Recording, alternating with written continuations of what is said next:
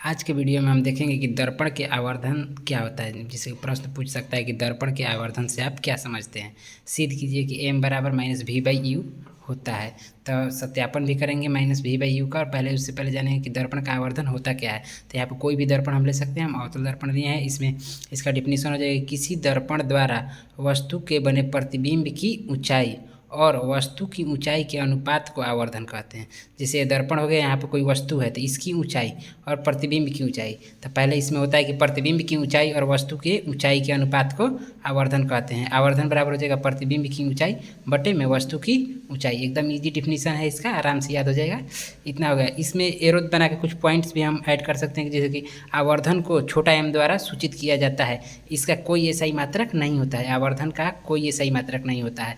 क्यों मात्रक नहीं होता है? क्योंकि जब भी कोई दो चीज़ बट्टा में हो और ऊंचाई है तो आम बात है कि मीटर में ही या सेंटीमीटर में होगी, तो मात्रक कट जाता है। तो इसलिए इसका कोई मात्रक नहीं होता। इसे m बराबर h2 बटे में h1 भी लिखा जा सकता है फिगर के अनुसार। कि जैसे में h2 है, प्रतिबिंब की ऊंचाई h2 और फिगर की ऊंचाई h1, तो उसे m बराबर h2/h1 भी लिखा जा सकता है। कोई गलत नहीं होगा, लेकिन ये वाला सबसे ओरिजिनल रहता है कि प्रतिबिंब की ऊंचाई बटे में वस्तु की ऊंचाई।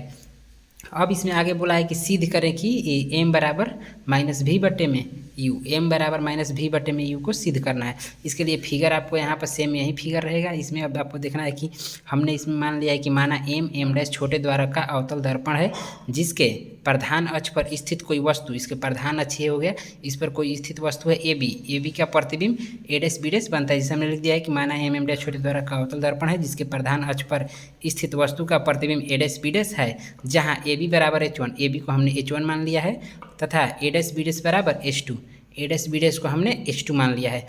मानी वस्तु की ऊंचाई को h1 और प्रतिबिंब की ऊंचाई को h2। अब हम यहाँ पे देखेंगे कि यहाँ पे एक त्रिभुज बन रहा है ABP। इस त्रिभुज का नाम हो जाएगा ABP, ये बड़ा वाला ABP।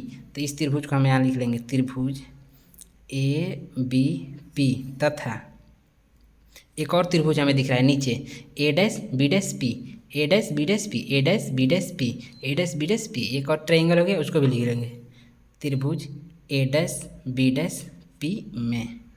इनमें हमें देखना है कि क्या क्या हो रहा है। यहाँ पे आप देखिए कि हम देख सकते हैं कि यहाँ पे एंगल 90 डिग्री है, यहाँ पे भी एंगल 90 डिग्री है। और एक चीज़ हम आपको बहुत पहले भी बता चुके हैं कि दर्पण में इसके अगर ध्रुव पे कोई प्रकाश जाता है तो जितना डिग्री के एंगल से जाएगा उतने डिग्री के ही एंगल से लौट जाएगा। मतलब ये वाला एंगल इस वाले एंगल के बराबर हो जाएगा। तो दो त्रिभुज में कोई दो चीज़ मिल गया कोण बराबर, तो उसे ए समरूपता से बीच में कॉल आ गया था। देखिए फिर से, जैसे यहाँ पे है कि हमने दो त्रिभुज ले लिया है, इसमें इसका एक 90 डिग्री मिल जाएगा और ये भी 90 डिग्री। जब दो त्रिभुज में दो कोण बराबर होते हैं तो ए समरूपता से उनकी संगत भुजाओं का अनुपात बराबर होता है। तो यहाँ पर हम लिखेंगे कि त्रिभुज ABP तथा A'(B')P में इन दोनों त्रिभुजों में हम पहले कंपेयर करके देख ले रहे हैं। कंपेयर करने पे क्या हो रहा है, तो यहाँ पे एक एंगल है B, तो उसका नाम हो जाएगा एंगल ABP। ये एंगल किसके बराबर है, तो एंगल A'(B')P के, क्योंकि ये दोनों 90 डिग्री के हैं। उसके बाद यहाँ से हम लिख सकते हैं कि ये वाला एंगल इस त्रिभुज का P के पास वाला, तो एंगल APB बराबर एंगल A'(B').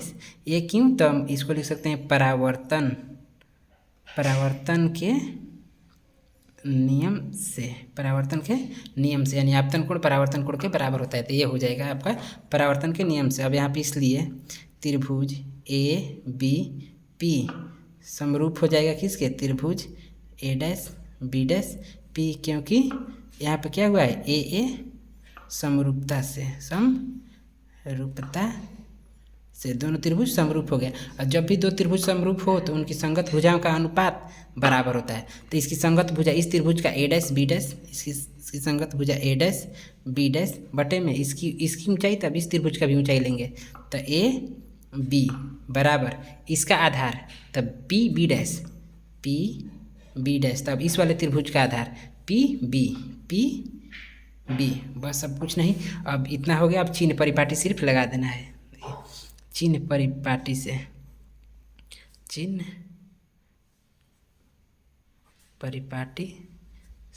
परिपाटी में क्या होता है, A'(B') है, A'(B') को हमने H2 माना है, तो H2 लिखेंगे। और ये नीचे है, नीचे की दूरी को माइनस माना जाता है, तो ये हो जाएगा माइनस में।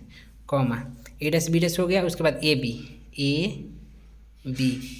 बी को हम क्या माने हैं H1, और ए बी ऊपर की दूरी है तो इसको क्या माना जाएगा प्लस, H1 प्लस हो गया और H2 माइनस में हो गया। उसके बाद P B dash P B dash क्या है प्रतिबिंब यहाँ पे बना है तो ये हो गया प्रतिबिंब दूरी बाएं साइड है तो माइनस, तो ये हो जाएगा माइनस भी कॉमा, और ये वस्तु दूरी है यहाँ पे पी से बी तक की वस्तु दूरी है, और वस्तु दूरी हमेशा माइनस, कोई भी दर्पण हो उसमें वस्तु दूरी हमेशा माइनस ही होता है, और यहाँ भी बाएं साइड है तो माइनस ही हो जाएगा। इसलिए अब इस सब मान को इस वाले में रख देंगे तो ए डैश बी डैश की जगह पे H2, ए बी की जगह पे H1 प्लस है तो प्लस बार बार नहीं लिखा जाता है।